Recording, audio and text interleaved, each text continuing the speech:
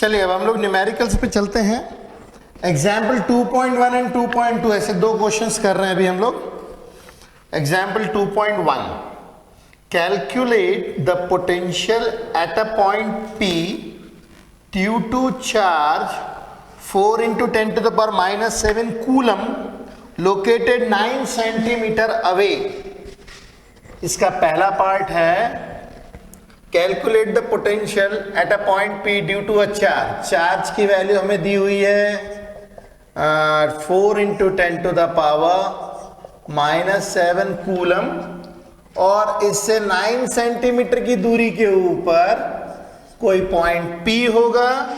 वहां पे ये 9 सेंटीमीटर की दूरी के ऊपर 9 सेंटीमीटर 0.09 मीटर इतनी दूरी के ऊपर हमें पोटेंशियल निकालना है। तो चार्ज दिया हुआ है, डिस्टेंस दिया हुआ है, तो हम लोग निकाल सकते हैं। पोटेंशियल होता है 1/4πε0 Q/R 9 × 10⁻⁹। चार्ज की वैल्यू है 4 × 10⁻⁷ और डिस्टेंस है 0.09। तो इसको हम ये 10⁻⁹ और 10⁻⁷ हो जाएगा 10⁻² और 0.09 को 9/100 लिख देते हैं हम लोग। 9 से गया 9 और ये जाएगा 4 × 10⁻⁴ वोल्ट्स, मतलब 40,000 वोल्ट्स इसका पहले पार्ट का आंसर। अब इसी में बी पार्ट लिखा है, hence obtain the work done in bringing a charge of 2 × 10⁻⁹ coulomb from infinity to point P. Does the answer depend on the path along which the charge is brought? अब दूसरे part में कह रहा है यहां पे हमने जो है एक चार्ज लेकर के आए हैं और इस चार्ज की वैल्यू है 2 × 10⁻⁹ कूलम। जब हम इसको लेकर के आए तो वर्क डन कितना है ये हमें कैलकुलेट करना है। तो देखिए ये टेस्ट चार्ज है और टेस्ट चार्ज ये रहा और ये है सोर्स चार्ज। तो हमारे पास जो पोटेंशियल की डेफिनेशन होती है, पोटेंशियल की डेफिनेशन होती है वर्क डन अपॉन चार्ज। ठीक है, work done in bringing a charge from infinity to point P divided by charge itself which is brought. तो work done will be equal to V × Q और potential हम निकाल चुके हैं 4 × 10⁻⁴। Charge की value जो टेस्ट चार्ज लेकर के आ रहे हैं वो है 2 × 10⁻⁹ कूलम। 4 × 2 = 8 × 10⁻⁵ वर्क डन की यूनिट होती है जूल। ठीक है, तो ये हो गई बात। अब इसके बाद इसी में ये क्वेश्चन बी वाले में पूछ रहा था, does the answer depends on the path along which the charge is brought. क्या पाथ के ऊपर डिपेंड करता है? देखिए वर्क डन एक स्केलर क्वांटिटी है, तो वर्क डन जो है पाथ के ऊपर डिपेंड नहीं करता। पाथ इंडिपेंडेंट क्वांटिटी है। Work is path independent, hence it does not depends on path। ये पाथ के ऊपर डिपेंड नहीं करता है। वर्क जो है वो स्केलर क्वांटिटी है, बीइंग अ स्केलर क्वांटिटी वो पाथ इंडिपेंडेंट होता है। Okay, got the point. अब हम लोग कर रहे हैं क्वेश्चन नंबर एग्जाम्पल 2.2। ये बहुत बढ़िया लेवल का क्वेश्चन है। इसके जैसे और भी क्वेश्चंस हमारी टेक्स्ट बुक में भी दिए हुए हैं, हम इसको देखें जरा। एग्जाम्पल 2.2 है, two charges 3 × 10⁻⁸ coulomb and 2 × 10⁻⁸ coulomb are located 15 centimetre apart. At what point on the line joining the two charges is the electric potential 0? Take the potential at infinity to be 0. देखिए यहां पे दो charges दिए हुए हैं, 3 into 10 to the power -8 पहला charge दिया हुआ है, 3 इंटू 10 टू द पावर -8 और दूसरा चार्ज हमें दे रखा है, मैं इसको B के ऊपर रख देता हूं, -2 into 10 to the power -8 coulomb. ये दो चार्जेस हैं, आर लोकेटेड 15 सेंटीमीटर अपार्ट। इन दोनों के बीच की दूरी दी हुई है 15 centimetre. Okay, at what point on the line joining the two charges is the electric potential zero. अब वो बोल रहे हैं इलेक्ट्रिक पोटेंशियल जीरो कहां है। ध्यान रहे, इलेक्ट्रिक पोटेंशियल यदि आपको जीरो करना हो, यदि आपको जीरो करना हो इलेक्ट्रिक पोटेंशियल, तो इलेक्ट्रिक पोटेंशियल चूंकि स्केलर क्वांटिटी है, इलेक्ट्रिक पोटेंशियल एक स्केलर क्वांटिटी है, तो पॉजिटिव चार्ज के कारण इलेक्ट्रिक पोटेंशियल पॉजिटिव होगी और निगेटिव चार्ज के कारण इलेक्ट्रिक पोटेंशियल होगी निगेटिव। अब पोटेंशियल का जो हमारा फॉर्मूला है वो होता है 1/4 pi epsilon not Q upon R। तो यदि चार्ज बढ़ा तो डिस्टेंस भी यदि बड़ा होगा तब जाकर के पोटेंशियल छोटे चार्ज के छोटे डिस्टेंस के बराबर हो पाएगा। मसलन मैं इसको डायग्रामेटिकली बताता हूं। देखिए ये पॉजिटिव चार्ज, ये बड़ा चार्ज है, ये निगेटिव चार्ज, ये छोटा चार्ज है। तो यदि मैं छोटे चार्ज के नजदीक कोई एक पॉइंट लूं, छोटे चार्ज के नजदीक कोई एक पॉइंट लूं, से ये x की दूरी के ऊपर है, तो ये बड़े चार्ज से इसकी जो दूरी हो जाएगी वो हो जाएगी 0.15 प्लस x। छोटे चार्ज के नजदीक बड़े चार्ज से दूर, छोटा अपॉन छोटा, बड़ा अपॉन बड़ा, तभी तो वैल्यू बराबर होगी ना। अब आप बोल रहे हो इस पॉइंट P के ऊपर यदि पोटेंशियल जीरो है तो potential at point P is equal to zero, और ये तभी पॉसिबल है जब पोटेंशियल A के कारण प्लस पोटेंशियल B के कारण वहां पे जीरो आएगा। अब पोटेंशियल A के कारण कितना होगा 1/4 पाई एप्सिलॉन नॉट, चार्ज कितना है 3 into 10 to the power -8 upon distance, ये है 0.15 प्लस x, और पोटेंशियल B के कारण होगा 1/4 पाई एप्सिलॉन नॉट, चार्ज है -2 into 10 to the power -8 upon distance है x इज इक्वल टू 0। देखिए मैं क्या कह रहा था, चार्जेस जो है पॉजिटिव और निगेटिव हमें साइन के साथ में लेने, जबकि इलेक्ट्रिक फील्ड में हमने कभी भी साइन नहीं लिया था। इलेक्ट्रिक फील्ड में चार्जेस का साइन हमने कभी नहीं लिया था, क्योंकि हम लोग उसमें डायरेक्शन लेते थे और डायरेक्शन चार्ज को देखकर निकाला जाता था। मगर ये स्केलर क्वांटिटी है तो इसके अंदर में जो है हमें साइन लेना पड़ेगा। ओके, तो अगर बड़ा चार्ज है तो बड़ा डिस्टेंस, छोटा चार्ज है छोटा डिस्टेंस, तभी तो वैल्यू बराबर होगी। जैसे अगर हम बोलते हैं 10/2 तो ये 100/20 के भी तो बराबर है। जब आपका चार्ज बड़ा होगा तो डिस्टेंस बड़ा, चार्ज छोटा होगा तो डिस्टेंस छोटा, तभी तो ना वैल्यूज हमें बराबर मिलेंगी। तो इसके हिसाब से मैंने ये पॉइंट P छोटे चार्ज के नजदीक और बड़े चार्ज से दूर लिया है। तो यदि ऐसा करते हैं तो हम लोग 1/4 pi epsilon not 10 to the power -8 common ले लेते हैं, 3/0.15 plus x -2/x that is equal to 0।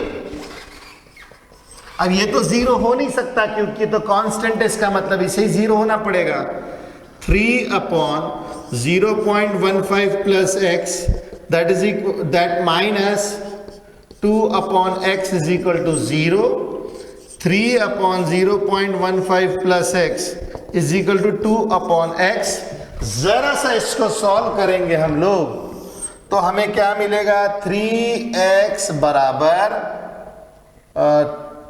0.3 plus 2x, तो x आ जाएगा 0.3 मीटर, मतलब x की वैल्यू आ जाएगी 30 सेंटीमीटर।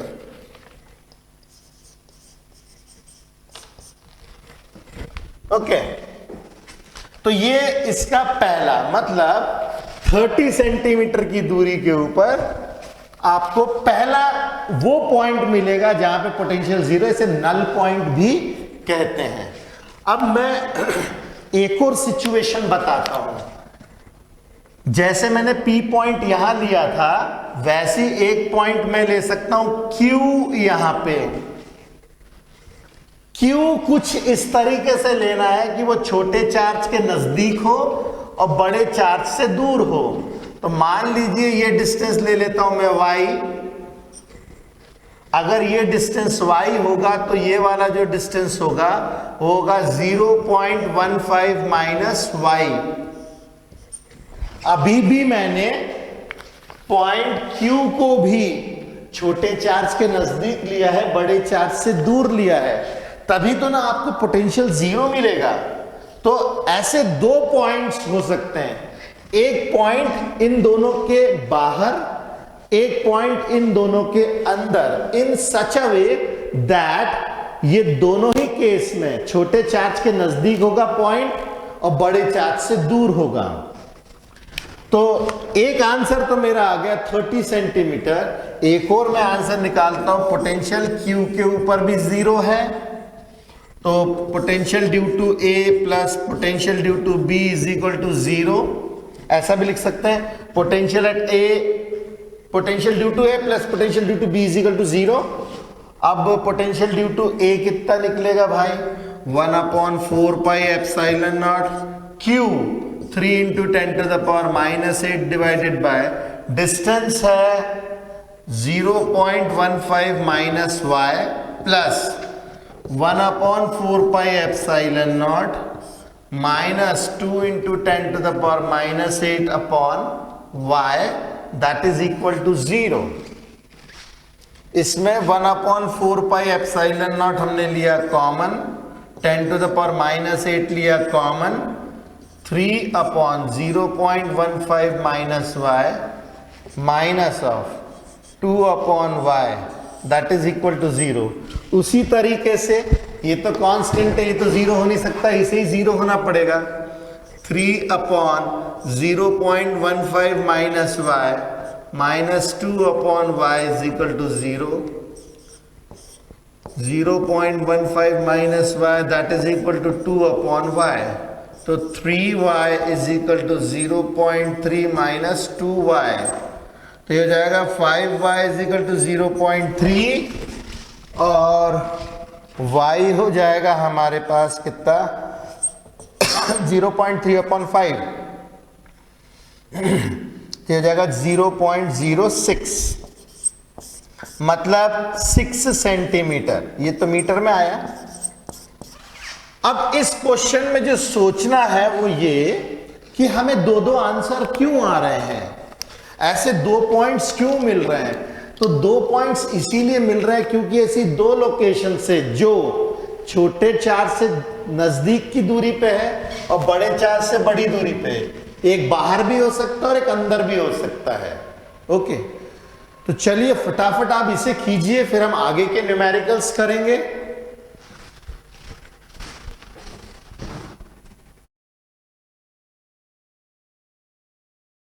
देखेंगे अब हम लोग एक्सरसाइज का क्वेश्चन नंबर 1 करेंगे।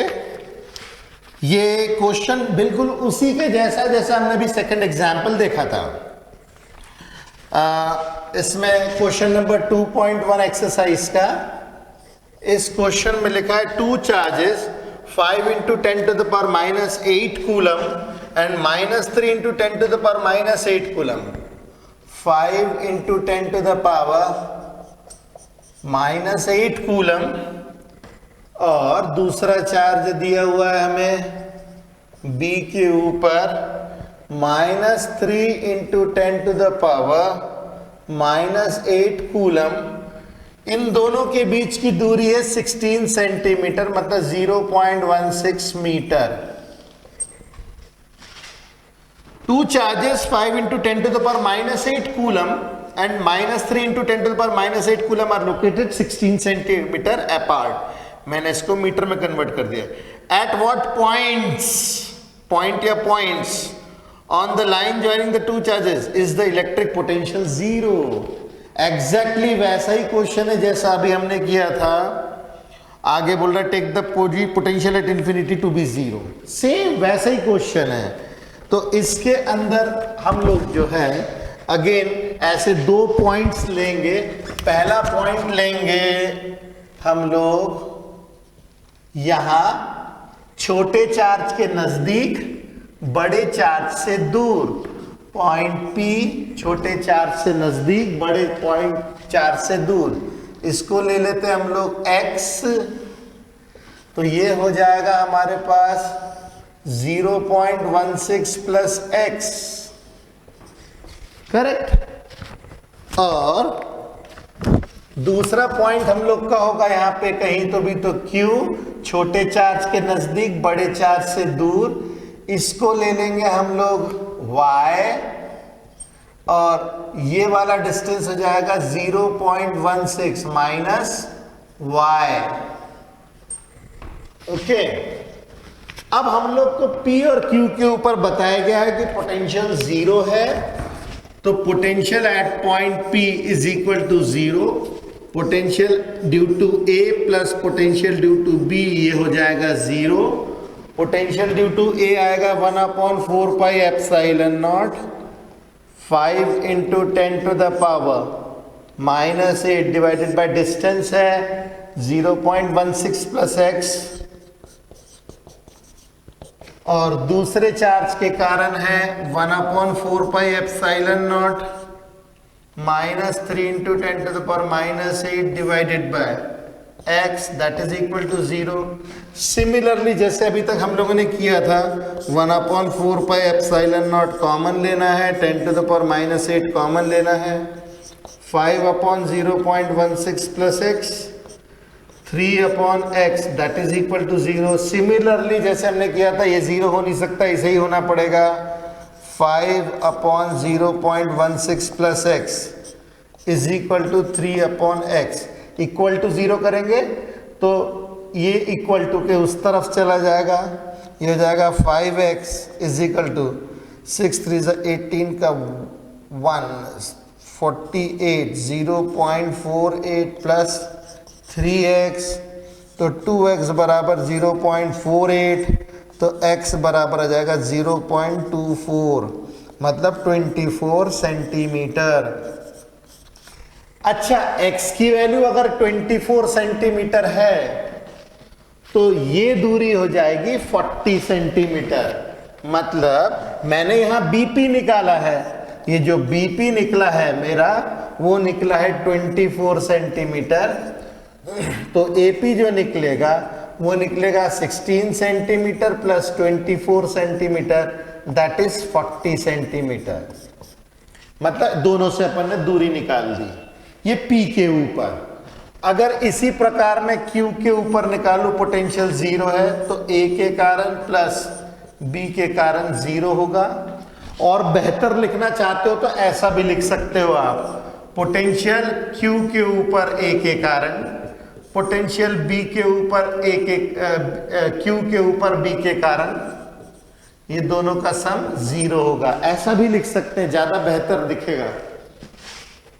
तो अब Q पॉइंट A के ऊपर 1/4 पाई एप्सिलॉन नॉट चार्ज कितना है भाई Q का चार्ज A के ऊपर 5 into 10 to the power -8 upon distance है 0.16 माइनस y, और ये आ जाएगा 1/4 pi epsilon not -3 into 10 to the power -8 divided by y that is equal to 0। वैसे ही सॉल्व करना है 1/4 pi epsilon not 10 to the power -8 5/0.16 minus y -3/y that is equal to 0। ये 0 हो नहीं सकता, इसे इक्वेट करेंगे 0 से, तो 5/0.16 minus y is equal to 3/y, तो 5y is equal to 48, 0.48 minus 3y, 8y is equal to 0.48, y is equal to 0.06, 8 6 48 metre. तो इसका मतलब ये हुआ कि y की वैल्यू मिली हमें 6 सेंटीमीटर। अच्छा 6 सेंटीमीटर y है, मतलब BQ जो है वो है 6 सेंटीमीटर और AQ जो मिलेगा वो मिलेगा 16 minus 6, 16 minus 6 that is equal to 10 centimetre. Okay, तो देखिए उसी तरीके का क्वेश्चन था। एक एनालिसिस हम और कर लेते हैं, वो ये कि यदि मान लीजिए मेरे पास कोई चार्ज है पॉजिटिव और कोई दूसरा चार्ज है बी के ऊपर, ये भी पॉजिटिव है, तो यदि दोनों चार्जेस पॉजिटिव हुए तो हमें ऐसा कोई पॉइंट नहीं मिल सकता जहां पोटेंशियल जीरो हो। जरा समझिए, सोचिए, अगर दोनों के दोनों चार्जेस ईदर पॉजिटिव हो या निगेटिव हो, अगर दोनों के दोनों चार्जेस ईदर पॉजिटिव और निगेटिव हो तो फिर यहां पे माइनस, दोनों के दोनों या तो प्लस होंगे या तो दोनों के दोनों माइनस होंगे, और हम लोग को कभी भी पोटेंशियल जीरो नहीं मिल सकता है। तो यदि दोनों पॉजिटिव रहे या दोनों निगेटिव चार्जेस रहे तो हमें पोटेंशियल कभी भी जीरो नहीं मिल सकता है। हमें पोटेंशियल जीरो तभी मिलेगा जब एक चार्ज पॉजिटिव और एक चार्ज निगेटिव हो। ओके, तो ये हमारे क्वेश्चन का एनालिसिस था। ओके, अब हम करते हैं क्वेश्चन नंबर 2.2। क्वेश्चन नंबर 2.2, इस क्वेश्चन के अंदर लिखा जा रहा है a regular hexagon of side 10 centimeter has a charge of 5 microcoulomb at each of its vertices। इस तरीके से एक रेगुलर हेक्सागन दिया हुआ है, एक रेगुलर हेक्सागन दिया हुआ है हम लोगों को कुछ इस प्रकार, और इस रेगुलर हेक्सागन में हर वर्टाइसिस के ऊपर, हर वर्टिसिस के ऊपर 5 माइक्रोकूलम का चार्ज है। मतलब ये जैसे यहाँ पे B, यहाँ पे C, ये D, ये E और ये F, सभी के ऊपर चार्ज दिया हुआ है 5 माइक्रोकूलम। मतलब charge on A, charge on B, charge on C, charge on D, charge on E, charge on F, इन सब के ऊपर 5 माइक्रोकूलम का चार्ज हमें दे रखा है। अब वो बोल रहा है calculate the potential at the centre of the hexagon. अच्छा, अब यहाँ पे वो बोल रहा है हमें हेक्सागन के सेंटर के ऊपर निकालना है पोटेंशियल। मतलब पोटेंशियल निकालना है इसके सेंटर के ऊपर। हमें बहुत अच्छे से मालूम है रेगुलर हेक्सागन की प्रॉपर्टी। ये मामूली हेक्सागन नहीं है, ये रेगुलर हेक्सागन है। रेगुलर हेक्सागन में सारी की सारी साइड्स बराबर होती है और ये साइड इस डायगोनल से आधी होती है। मतलब ये जो हमें ट्राइंगल दिख रहा है ना, ये जो हमें ट्राइंगल दिख रहा है, ये एक इक्विलेटरल ट्राइंगल होगा। ये एक इक्विलेटरल ट्राइंगल होगा।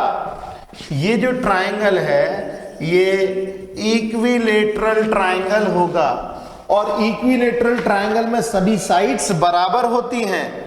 और हम लोग को यहाँ पे दिया है रेगुलर हेक्सागन की साइड जो है ये 10 सेंटीमीटर दे रखी है, ये 10 सेंटीमीटर दे रखी है अपने को। ऐसी सिचुएशन में ओ ए, या इसको मैं ओ मान लेता हूं, ओ ए, ओ बी, ओ सी, ओ डी, ओ ई और ओ एफ, ये सब के सब बराबर 10 सेंटीमीटर के होंगे। मतलब 0.1 मीटर के बराबर होंगे।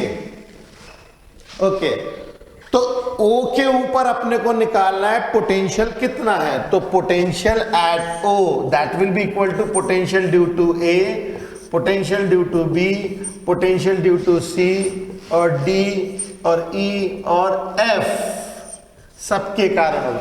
मगर सबके कारण पोटेंशियल तो सेम होगी ना, क्योंकि यहां पे सब जगह पे चार्जेस इक्वल हैं।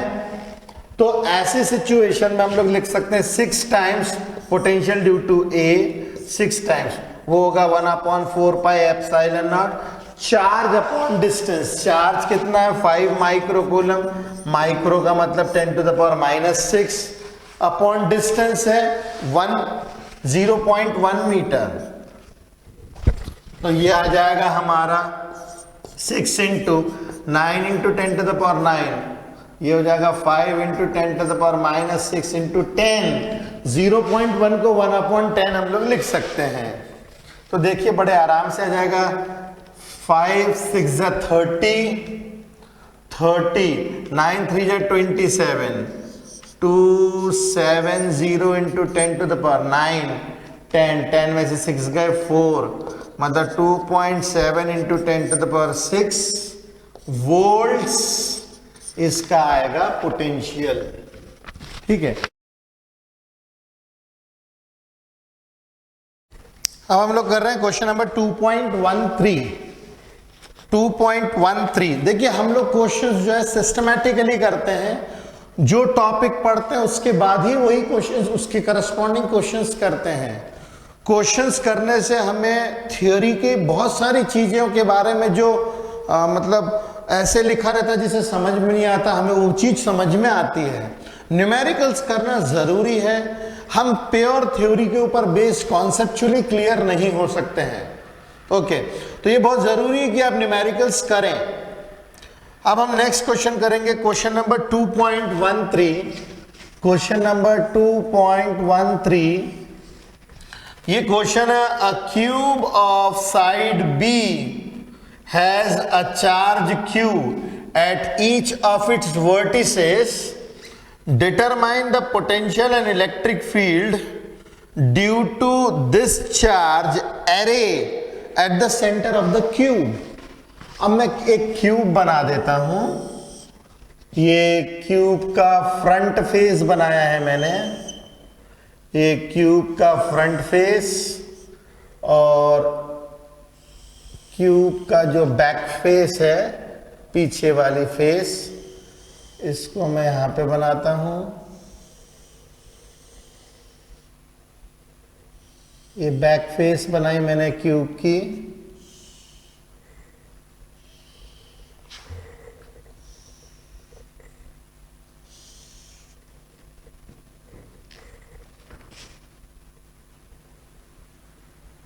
ओके, ये मैंने क्यूब का फ्रंट और बैक फेस मतलब क्यूब बनाया, और इन क्यूब जो है इसकी साइड बता रहे हैं बी, सभी साइड्स जो है बी के बराबर है, और इसके जो वर्टिसेस हैं 8 वर्टिसेस होंगी क्यूब की, ऊपर 4 और नीचे 4, ऐसे हमारे पास में 8 वर्टिसेस होंगी।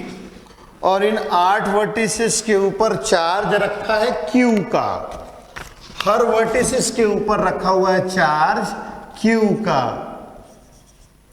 क्यू का चार्ज रखा हुआ है हर वर्टिसेस के ऊपर, कुछ इस तरीके से। अब ये जो क्यूब का जो सेंटर है वहां पे पोटेंशियल और इलेक्ट्रिक फील्ड दोनों निकालनी है। अब क्यूब का सेंटर जो है, मैं इसको यहां पे विजुलाइज कराता हूं, क्यूब का जो सेंटर है वो फेस का सेंटर नहीं है, क्यूब के अंदर होगा।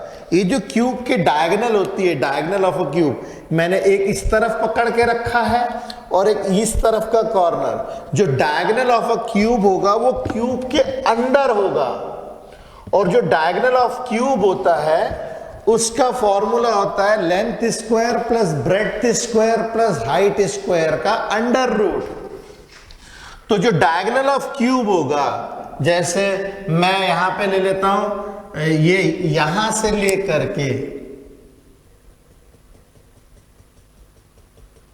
यहां तक का ये जो डायगोनल है ना, ये कहलाता है क्यूब का डायगोनल, और उसका सेंटर मान लेते हैं O।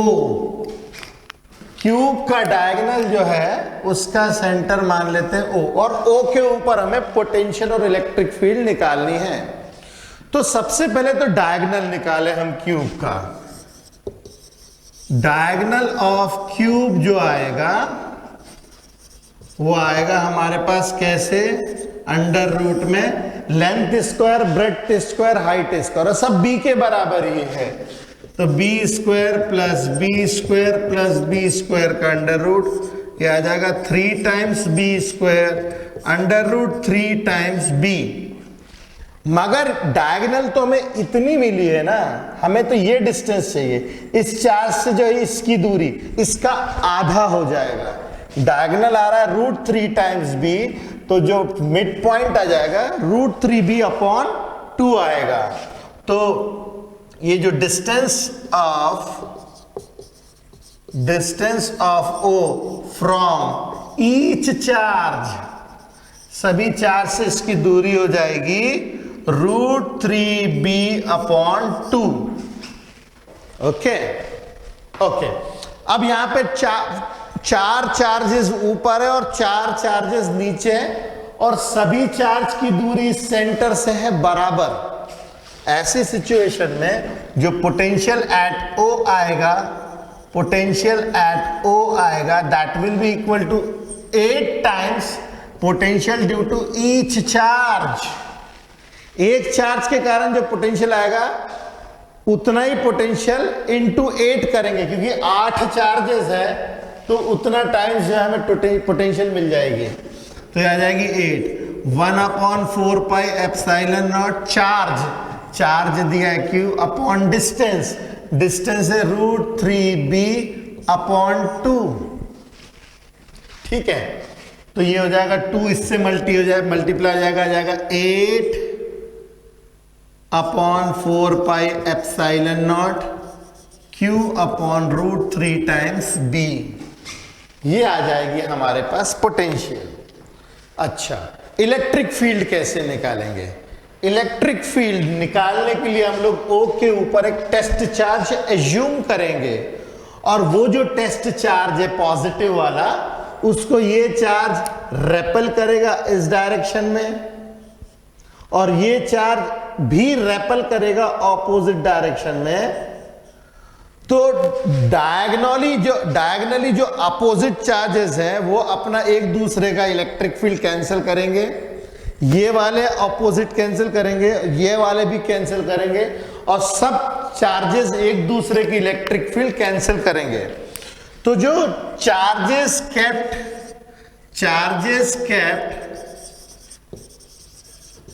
Eight diagonals cancels the electric field due to each other, और सब एक दूसरे का इलेक्ट्रिक फील्ड कैंसिल करेंगे, तो इलेक्ट्रिक फील्ड जो O के ऊपर आएगी that will be equal to 0। Electric field हमें नेट मिलेगी 0। ओके,